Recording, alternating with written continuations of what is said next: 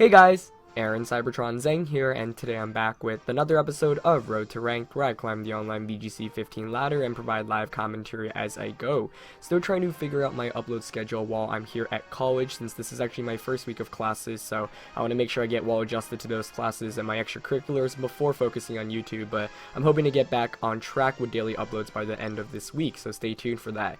In the meanwhile, I'll continue to use my Worlds team on Road to Ranked, which I featured in the last episode a few days ago, and also be doing a team analysis on this team by the end of it, so look forward to that. As always, if you guys enjoy Road to Rank, please show your support by leaving a like on the video. I'd really appreciate it. We're gonna hop onto the ladder currently with a rating of 1744. Last episode I did get to feature a bunch of cool tricks on my Worlds team, but not all of them, so there's still a lot more to show you guys. The Salamence and Swampert and Sylveon put in a lot of work in that first game of or just Salamence and Swampert in that first game, and then Ferrothorn almost clutched out us a win in the second game, but regardless, it's a lot of fun to use, and it's got a bunch of cool tricks that I really like to feature, so we're just gonna hop onto the ladder and see what we can get.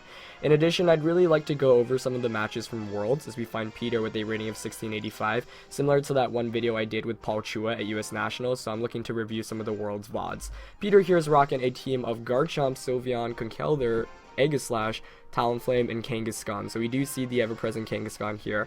Now, Blaziken here is really good because it actually just beats 3 of my opponent's 6 Pokemon outright, which is why I actually brought Blaziken to Worlds. It's a pretty difficult Pokemon to use, but you combine it with Gothitel's trapping ability, and suddenly it becomes a much more potent threat. So, the Aegislash, Kangaskhan, and Garchomp can all be knocked out by Blaziken after getting that speed boost off, but it's going to have to watch out for the Talonflame in particular, which can just get that priority Brave Bird off and knock it out. So let's see what I want to lead with here. I'm actually kind of tempted to go with Gothitelle and Salamence, which is one of my favorite leads with this team. The Salamence here outright beats and one-hit KOs Sylveon, the Conkeldurr, and the Talonflame. It can Earthquake Aegislash should it choose to attack and knock it out in one hit, and it can do a ton of damage to Kangaskhan and Garchomp. It can knock out Garchomp with the Draco Meteor after Mega Evolving as well, and that way I get the trap set up right from the get-go. So I do like those two, I think. In the back, let's see. I think I still want the Blaziken here just to be the Kangaskhan, Aegislash, and the Garchomp. And for the last one, all 3 of my Pokemon kind of make sense here. I mean, Sylveon's great, especially to beat Garchomp and the Conkeldurr, but on the other end, it's pretty weak to the Talonflame's Brave Bird and Kangaskhan's Return/Double Edge, and Aegislash's Flash Cannon, even with the Calm Mind. So I might go with Ferrothorn or Swampert. Either of those work. Swampert here is not the worst option, but I don't know. I am leaning towards... Actually, you know what? I've got the tell to beat Conkeldurr as well, so I shouldn't be too worried about that. I'm actually going to end up going with Swampert here, I think. Though Ferrothorn's kind of tempting. Yeah, I like Swampert here just as another way to beat the Aegislash in case the Blaziken play doesn't work out. So I'm going to lock in and we'll see how this battle goes.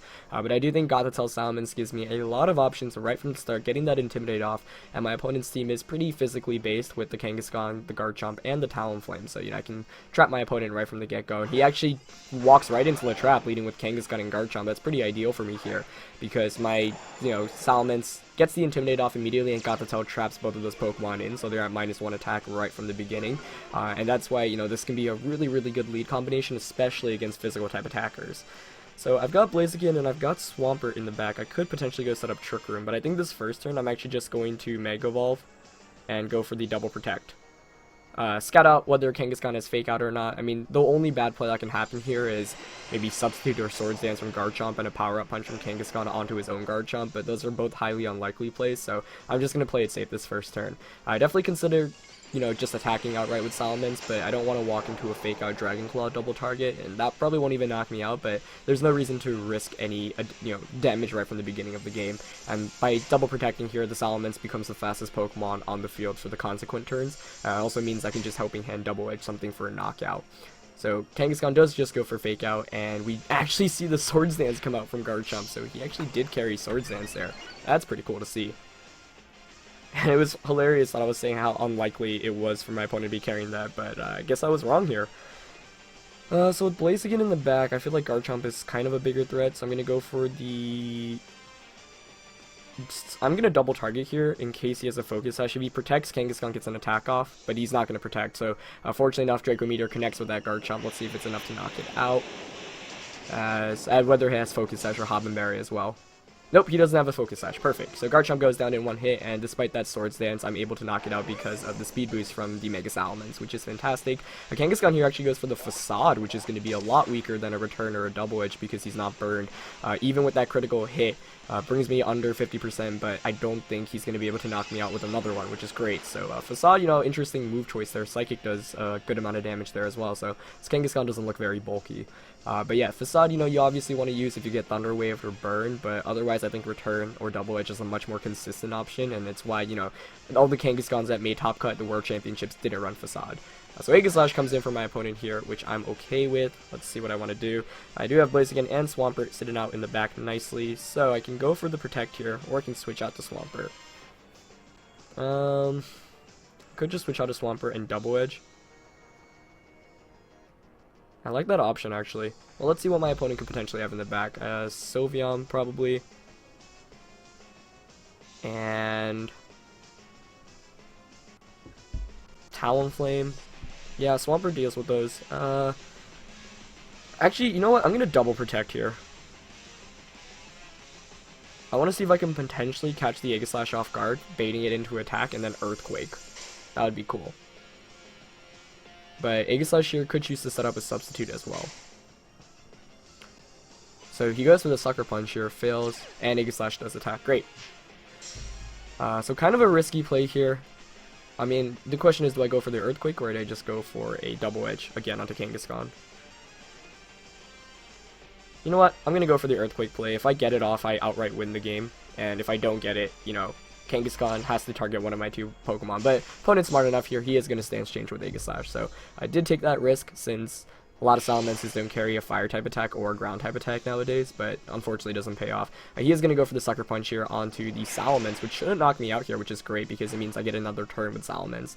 So unfortunately, obviously, I'm going to be able, I have to hit myself here with the Earthquake, but Gothitelle, pretty bulky, it's going to be able to take that relatively well, especially with that spread damage, and Kangaskhan here is taking quite a beating as well, so, you know, perfectly fine for me here, as it almost faints, actually.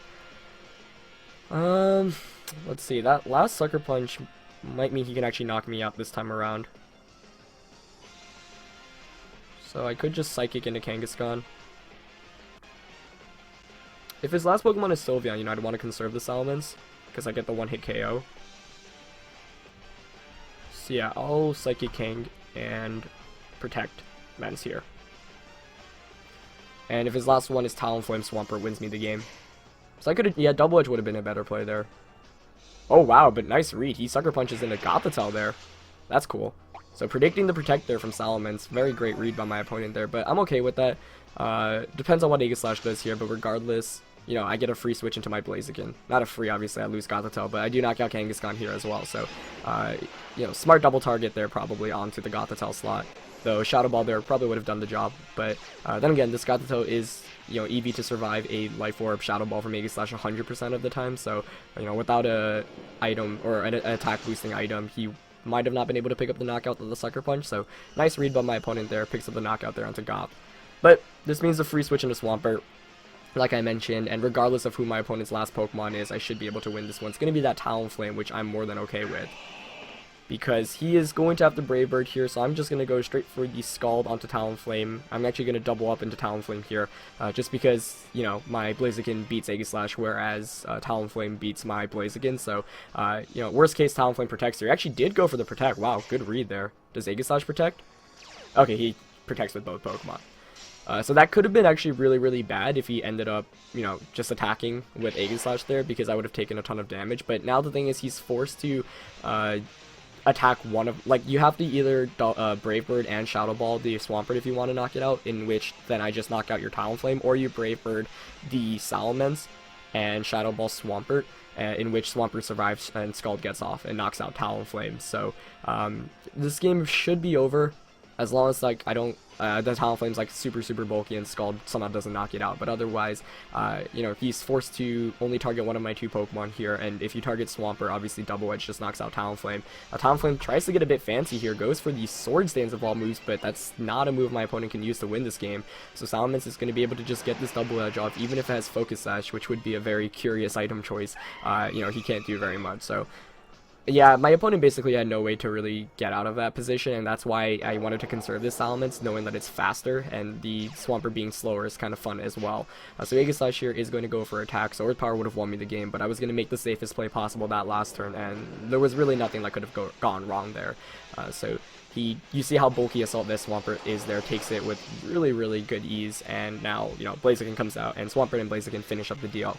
So potentially scary start from that game, just because that Garchomp did have that Focus Sash, or did have that Swords Dance, and if he had a Focus Sash, I would have been in a considerably worse position, but not the case there, so not much an Aegislash can do here against a Blaziken and a Swampert. Gonna go for the Overheat, gonna connect with that Aegislash, and that's gonna be a knockout, putting us at a win for the first game of today's episode.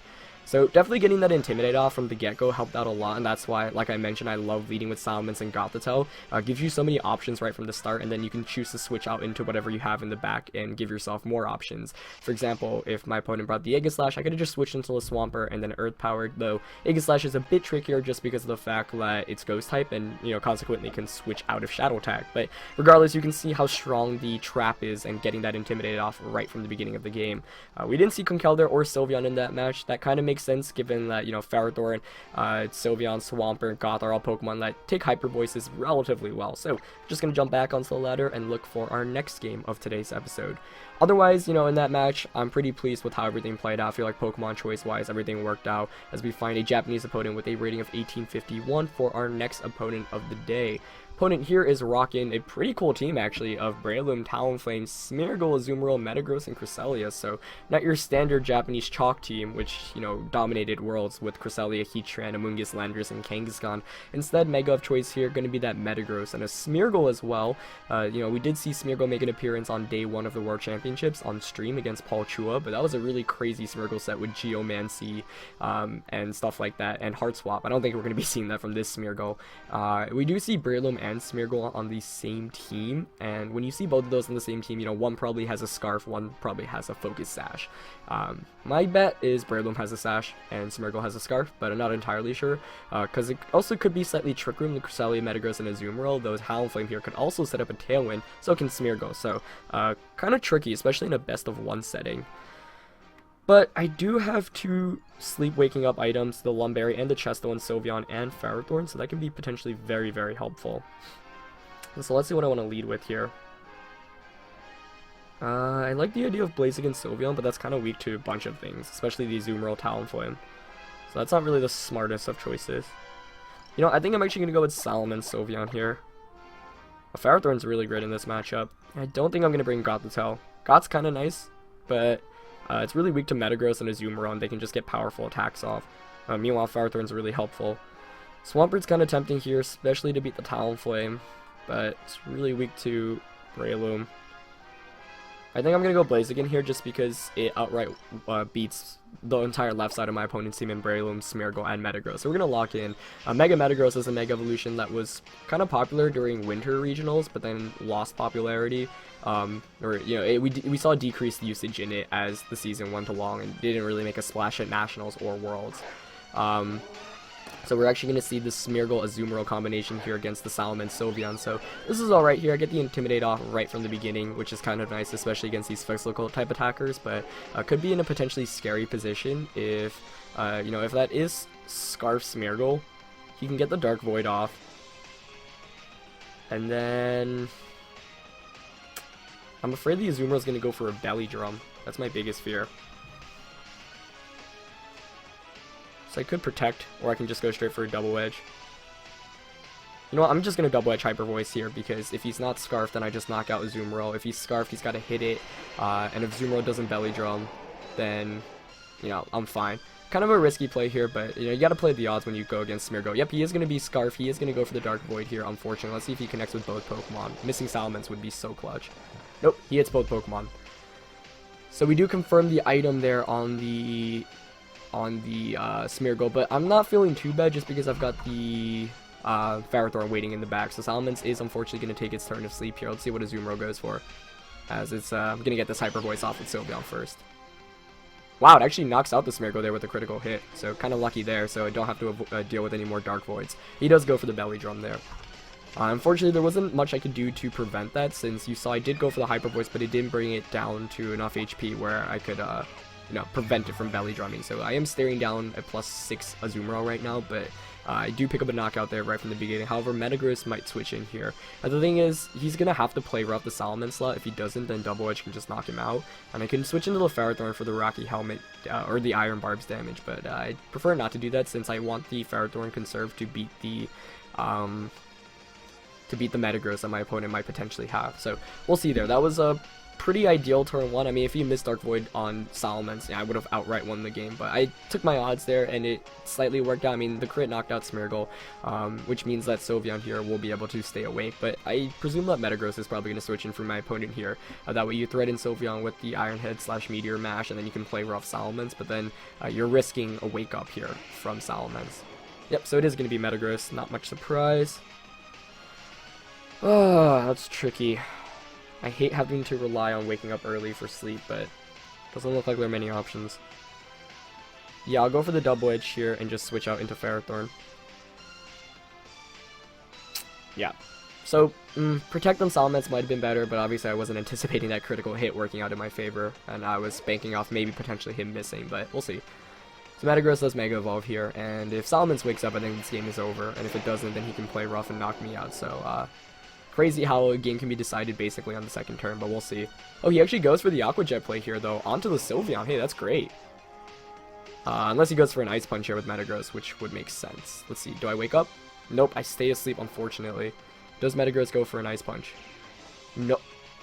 Whoa. That's cool. The Psych Up, wow, that's some VGC 2008 tactics right there. Oh my gosh, that's awesome. But now I'm in a lot of trouble, especially if he's got Bullet Punch. That's really bad. Okay, if he has Psych Up, you'd guess Protect, a Steel type attack, and a Psychic type attack. Wow. Psych Up Mega Metagross. Props to you, man. That's a really cool strategy. I'm gonna Earthquake here, and do I want to Earthquake or do I want to Protect? Yeah, I'll just Earthquake and try to knock out the Azumarill here. Let's see what he goes for. You would guess Bullet Punch. Priority with +6 makes so much sense. But if he doesn't have Bullet Punch, then, I still have a solid chance of winning this one if Salamence wakes up. But I could have Leech Seeded there as well, but I'd rather just knock out one of his +6 attackers. But he is smart enough to protect with that Azumarill, which is good on his end. Oh, he goes for the Earthquake here with the Metagross instead. And he's faster than Salamence, which is problematic. So I'm guessing he's Jolly nature, so he knocks out Ferrothorn there in one hit. So Salamence actually does wake up, which is nice, and I do get the EQ off, but at what cost? Yeah. Sitting at +6 now, this Metagross is very difficult to beat. Do I even have an answer out of this one? I might not. He might have trapped me here. Let's see, if I bring in Blaziken, he can just Aqua Gen. The Metagross being faster is kind of a big issue as well. Wow, that was a great play by my opponent. And if he's got Psych Up Mega Metagross with Belly Drum Azumarill, that is so clever. I love it. That's a really cool strategy here. If I bring in Sylveon, he can just Aqua Jet. Yeah, I think the fact that Aqua Jet knocks out either of my Pokemon is kind of an issue right now. Who do I want to bring in then? I guess I'll bring in Blaziken. I don't think I have a way to win this. All you have to do is Aqua Jet the Blaziken slot and attack with onto the Salamence slot. So I guess I have to hope my opponent messes up. I'm just going to go for the Earthquake Protect play here. If somehow Metagross doesn't knock out the Salamence and I pick up a knockout, that would be great. But unfortunately, I was not expecting Jolly. I mean, I guess I should have anticipated Jolly Mega Metagross. But yeah, he's going to Aqua Jet there. And he's going to Zen Headbutt. Yeah, so I was banking off a miss there, basically. But unfortunately, at +6 attack, that's going to knock out Salamence in one hit. So, definitely did not anticipate the Psych Up play coming out from that Metagross. But that's really cool. So, we've seen Zen Headbutt, we've seen Earthquake, we've seen Psych Up. If I had to guess, he's actually not running Protect, and he's running Iron Head as the last attack. So, if I want any shot at winning, I'd hope that I get a double Protect with Blaziken and somehow he misses an attack on Sylveon. But I think this is going to be a good game. Let's see. Yep, Blaziken fails that double. He does have Bullet Punch, so that's his last one. Okay, yeah, priority makes a lot of sense when you're at +6 attack. So he knocks out Sylveon, and Aqua Jet here is going to knock out Blaziken. So, yeah, I'm trying to see how I could have won this one. I mean, it basically came down to whether he got that belly drum off and whether I could have, woken up. First, whether Dark Void missed or whether I could have gone for that double edge and woken up after the second turn. Unfortunately, neither of those played out correctly. So, the fact Metagross was able to get that psych up too was crazy. And having both of those priority users out was a big issue. I brought Sylveon because he had Breloom, he had Smeargle and Cresselia, but ultimately that might not have been the best call, just because of the fact that, I mean, it worked out in my favor in the sense that I could have knocked out Breloom, could have knocked out Smeargle there, but maybe I should have tried to prevent the belly drum a bit harder. Maybe leading Salaman's Ferrothorn actually would have been a better call, just because of the fact that Ferrothorn does the Lumberry and could have just outright power whipped the Azumarill to knock it out instead of allowing it to get a belly drum off. So that was definitely not the lead I was anticipating, and I was not expecting the psych up from Metagross. It would have been fine if Metagross didn't have psych up, since I could have just focused down Azumarill, but the psych up there made it too difficult to deal with, and 2+6 attacker is really cool. It was a strategy we saw back in 2008 with belly drum on Pokemon like Snorlax, and then Metagross would psych it up. So kind of cool to see a blast from the past there, and definitely a very unique and innovative strategy from my opponent there. But yeah, that's going to be it for this episode. Hope you guys enjoyed it. Leave a like always if you did, and I'll see you guys next time. Alright, peace.